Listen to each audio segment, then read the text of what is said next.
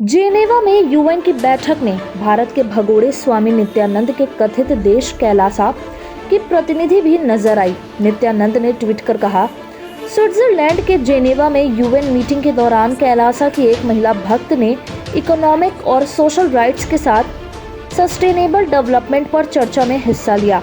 कैलासा की प्रतिनिधि नित्यानंद की तरह ही पारंपरिक कपड़ों और ज्वेलरी में नजर आई। नित्यानंद पर भारत में शिष्यों से रेप और किडनैपिंग के आरोप लगे थे। 2019 में वो देश छोड़कर भाग गया था।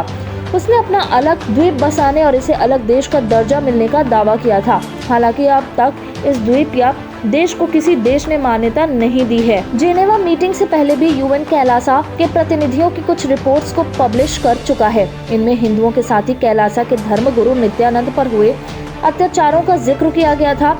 इसके अलावा यूएन कमेटी में कैलासा की वेबसाइट पर भी इन रिपोर्ट्स को दिखाया गया। कैलासा ने यूएन को महिलाओं और अल्पसंख्यकों के अधिकारों पर भी रिपोर्ट्स सौंपी है।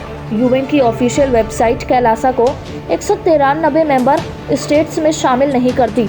दरअसल एक तथाकथित देश या संगठन को भी यूएन के कुछ खास सेशंस में प्रतिनिधि भेजने का अधिकार है।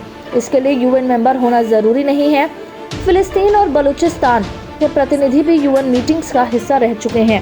कैलासा को आज तक किसी भी देश ने अलग कंट्री के तौर पर मान्यता नहीं दी है। 2010 में नित्यानंद की एक शिष्या ने उस पर रेप का आरोप लगाया था।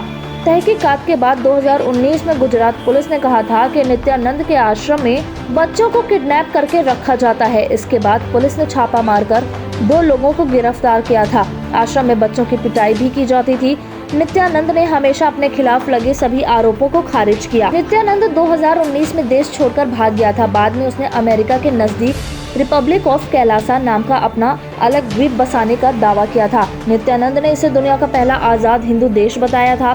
कैलासा की वेबसाइट पर देश के संविधान के साथ ही उसके राष्ट्रीय पशु नंदी, राष्ट्रीय पेड़ बरगद और राष्ट्रीय झंडे से जुड़ी सभी जानकारी मौजूद है। वेबसाइट पर अब तक हिंदुओं पर जितने भी अत्याचार हुए हैं उन्हें प्रलय का नाम दिया गया है। साथ ही कैलासा को पुराने हिंदू सभ्यता को वापस लाने वाला राज्य कहा गया है, जिसे दुनिया भर के विस्थापित हिंदुओं ने मिलकर बसाया है।